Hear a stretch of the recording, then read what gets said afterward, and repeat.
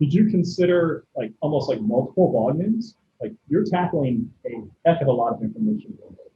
I mean, is this on the horizon?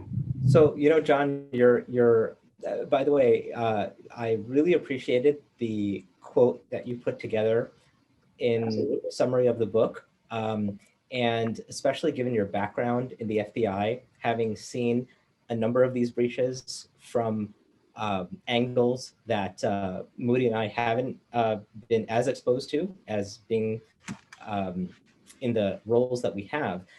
I think one of the things that we wanted to do is also just tell the stories. There's a lot that can be learned through stories. And one of the things, Paul, to what you were saying is we have two chapters in the book. There's one chapter in the second half of the book. The first half of the book, of course, focuses on the stories behind all the biggest breaches. But in the second part of the book, there's two chapters, one that speaks to members of the boards of directors and CEOs.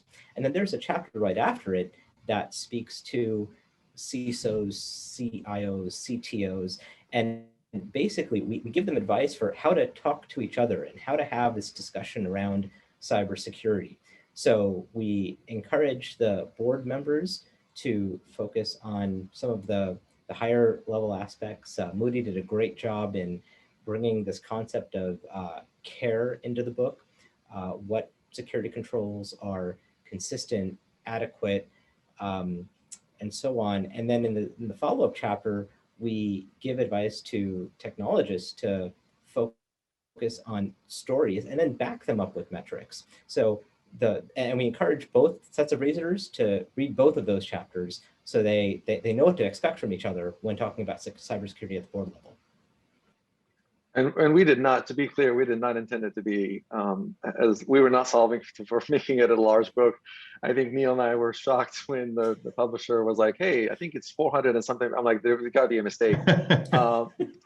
But ultimately I was like, okay, I guess that was the case. But really, I think you know, maybe one could argue you're getting two books in one.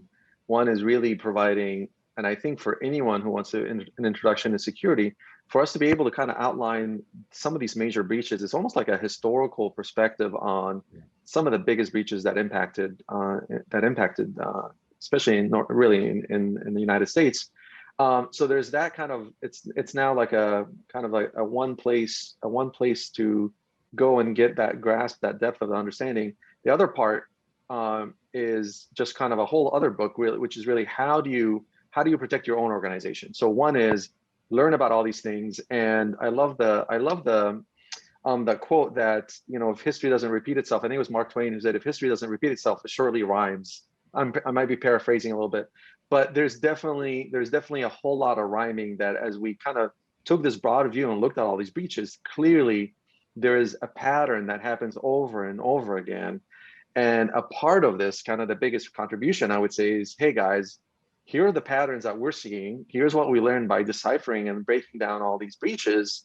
You know, I think you might want to read this because there may be a pattern here that could actually impact your own organization.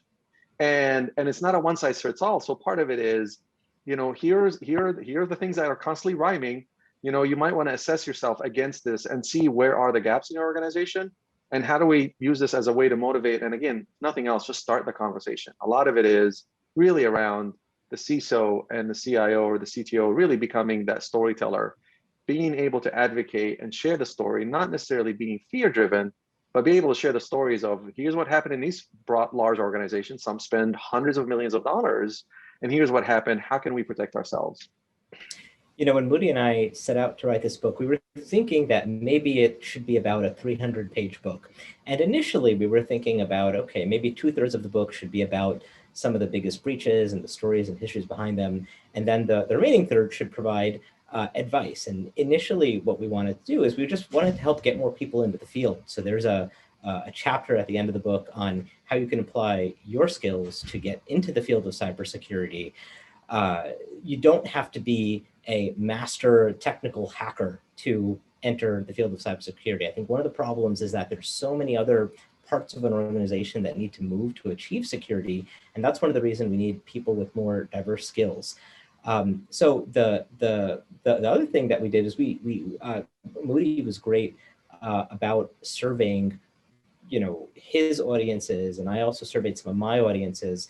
And one thing that those audiences told us was that there is not a book that has cybersecurity lessons for everyone. Where everyone includes, uh, people at the board level, at the CEO level, security and technology professionals. We also have advice for investors on where to pour money into cybersecurity going forward. And so when we expanded that scope to really involve everyone is when the book grew. And I think in the initial drafts, maybe it was at 330, 340 pages. And then when the publisher kind of put in the final template, we got back this proof that was 470 some odd pages. We were both surprised. But the hope is that for folks that buy the book, they are to an extent getting two books in one, as Moudy mentioned.